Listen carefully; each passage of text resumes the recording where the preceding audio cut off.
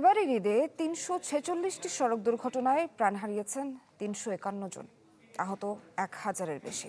সংবাদ সম্মেলনে এই তথ্য জানিয়েছেন যাত্রী কল্যাণ সমিতি। তাদের দাবি, মালিক সমিতি ও শ্রমিক ফেডারেশনের দৌরাত্মে পরিবহনে বেড়েছে ভাড়া নিয়ে নৈরাজ্য ও বিশৃঙ্খলা।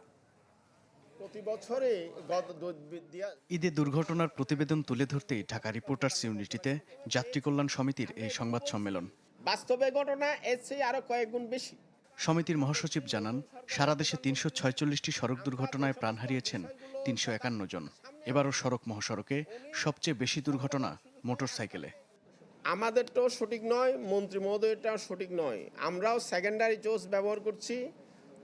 মন্ত্রী মহোদয় কোনটা ব্যবহার করছেন মন্ত্রী মহোদয়ের কাছে আপনারা জানবেন।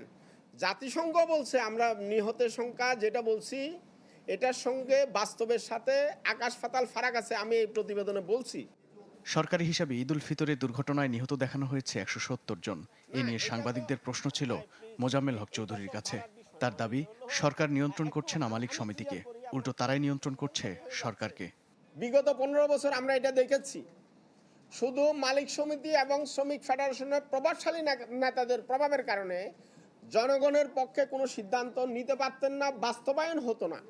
নগদ নিয়ে এলো হার না মানা হার অফার। সর্বনিম্ন ১০,০০০ টাকা রেমিটেন্স নগদে পাঠালে থাকছে স্বর্ণের হার জেতার সুযোগ। এখনো আমরা যেটা দেখছি, এখন আবারও কেউ কেউ নতুন এইরকম রাজা মহারাজা, নতুন কেউ মাফিয়া হয়ে উঠবার চেষ্টা করছে। এটা আমরা সরকারকে সচেতন করতে চাই, সতর্ক রাখতে চাই। যাত্রী কল্যাণ সমিতি জানায়, ঈদে নৌপথে ৮টি দুর্ঘটনায় ৮ জন নিহত হয়েছেন। এছাড়া রেলপথে 23 দুর্ঘটনায় মারা যান ৩৫ জন। এটা লাঘব করা, নিস্তার করা এটা রাষ্ট্রের দায়িত্ব। মাহবুবুর রহমান, চ্যানেল 24, ঢাকা।